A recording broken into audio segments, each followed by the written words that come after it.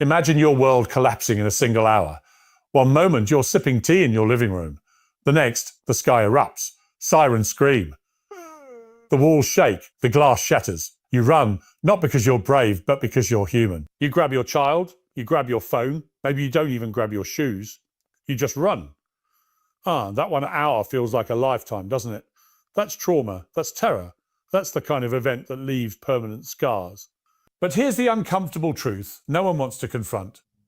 What Israel saw in that 1 hour, Gaza lives through every single day. Let's stop pretending this is a level playing field.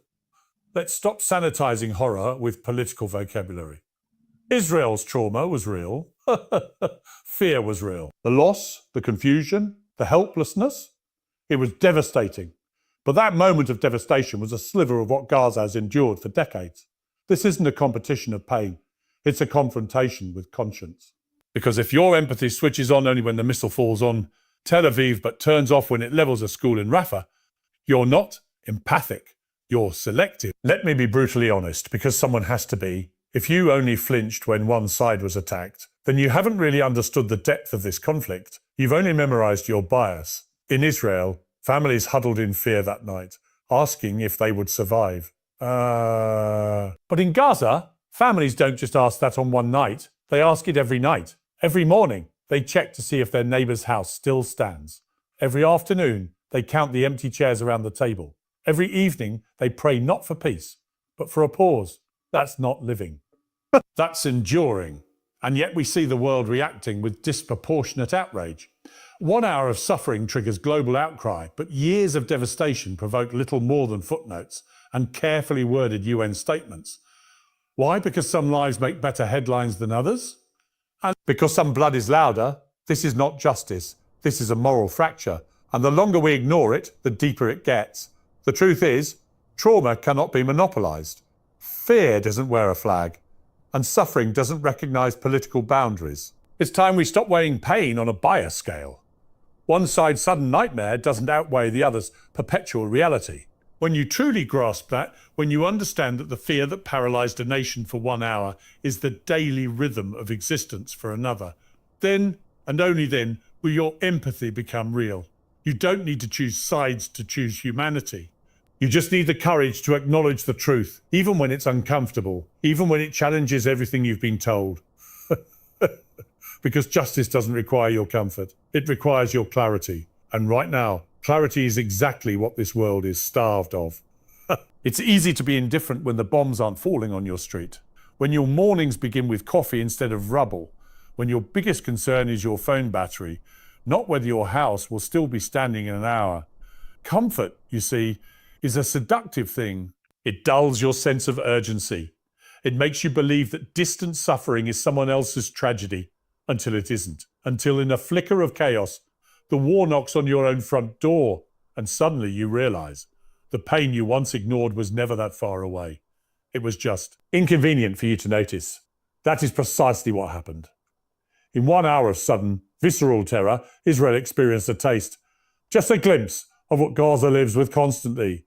It shocked them. It shocked the world. Sirens howled, explosions erupted, civilians panicked, and for a brief moment, the roles reversed. The protected felt exposed, the powerful felt vulnerable, and in that single hour of clarity, something extraordinary happened.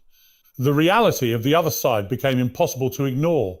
This is not about undermining one tragedy to elevate another. This is about understanding how profoundly insulated people can become when they live inside safety and mistake it for permanence. Because comfort doesn't just blind you.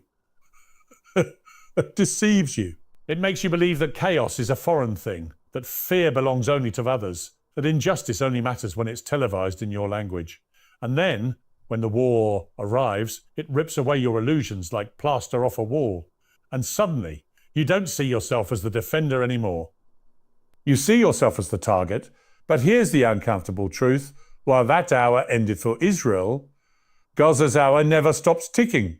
There is no after for them, only a continuous loop of before, during, and again. And what makes this so utterly disturbing is that many people only woke up to the reality of war when Israel tasted it, as if Palestinian suffering needed validation. As if trauma only counts when it comes with international alliances and global media coverage. That's not just hypocritical. It's inhumane. Empathy, if it's real, doesn't need proximity. You shouldn't need to be bombed to understand the cost of bombing. You shouldn't have to lose your child to feel the pain of a grieving mother in a refugee camp. And you certainly shouldn't wait until destruction is on your doorstep to recognise its ugliness. But sadly, that's exactly what the world does. Again and again. We wait for the pain to become personal. And by the time it is, it's too late. For everyone. When the walls of comfort crumble, the truth comes rushing in. What Israel experienced was not an isolated tragedy. It was a mirror held up to the rest of the world. It asked a haunting question. Why did it take this long for you to care? And it dared us to answer, not with silence, but with action. When people talk about Gaza, they talk in statistics. Dead, wounded, displaced. They rattle off numbers like they're reading out scores from a football match. As if beneath every shattered building isn't a world that once existed. As if beneath the dust and debris there weren't dreams, interrupted, suffocated, erased. But let's make this painfully clear. Gaza is not a statistic. It's not just a strip of land boxed in by walls and war. It's a beating, breathing, bleeding heart. It's mothers tucking in their children knowing they might not see morning. It's fathers who no longer fear death but fear being the next to bury a child. This isn't a place. It's a pulse, fragile, defiant, and all too real. The world, however, has grown comfortable with dehumanizing it. Gaza is painted as a problem, not a people, a security threat, not a society. You hear the word and see conflict, not culture. But that's the trap. That's how oppression thrives, by erasing the humanity of the oppressed. Strip them of names, reduce them to rubble, turn them into shadows so that you never have to look them in the eye, so that you never have to ask the most damning question of all. What if that were me? Because here's what the world refuses to see. Gaza is full of life, of laughter that survives sirens, of weddings that happen beside ruins, of classrooms with broken chalkboards and unbreakable hope. These are people who dance at funerals, not because they've gone mad, but because they refuse to let death steal their joy. People who build again and again, homes, schools, futures, knowing full well they might be flattened again by morning. That's not weakness. That's unshakable resilience. And don't you dare mistake their endurance for acceptance. They are not used to this. They are forced to be strong because the world gives them no choice. They have mastered survival because they've been denied everything else. But deep within every Gazan child is the same desire as yours or mine to play, to grow, to live without the constant fear of an incoming missile. The difference, they've been taught to dream under drones, and the very fact that they still believe in something better, is nothing short of revolutionary. So the next time you hear about Gaza, strip away the headlines. Ignore the buzzwords. Ask yourself what it means to wake up every day in a place where hope costs everything and silence from the world is the loudest sound of all. And then ask why, in all our outrage, all our declarations of justice and freedom, we still allow such raw, unrelenting suffering to be dismissed. Gaza is not just surviving. It's screaming through the silence. It's defying the narrative. And it's reminding every one of us that humanity, even when cornered, even when caged, still finds a way to rise. And that rise, however quiet, is a roar the world can no longer afford to ignore. You can bomb buildings, you can level neighbourhoods, you can erase entire blocks from the map. But what you can't destroy is the will of a people who've learned to live under the weight of destruction. That's the part nobody likes to talk about. The part the military analysts and geopolitical strategists conveniently forget. Gaza's resistance isn't just in its rockets. It's in its resilience. The human spirit there is tougher than any bomb dropped from the sky. That's not political. That's reality. What Israel saw in that one brutal hour was the unbearable weight of vulnerability. But in Gaza, that weight isn't rare. It's routine. The difference is they've carried it for so long, it's become a second skin. Imagine waking up every day unsure if the sun will set on your home, your family, your street. Imagine raising children while teaching them how to survive explosions before teaching them how to spell their name. That is not weakness. That is unimaginable power, the kind forged in fire, not forged in comfort. And yet the world still labels them as broken, as helpless, as hopeless. But look closely, really look, and you'll see something extraordinary. People rebuilding their homes with their bare hands after they've been flattened.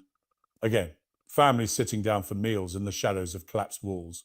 Children drawing pictures of peace on the back of war-torn rubble. That's not desperation, that's defiance. That's strength no weapon can kill.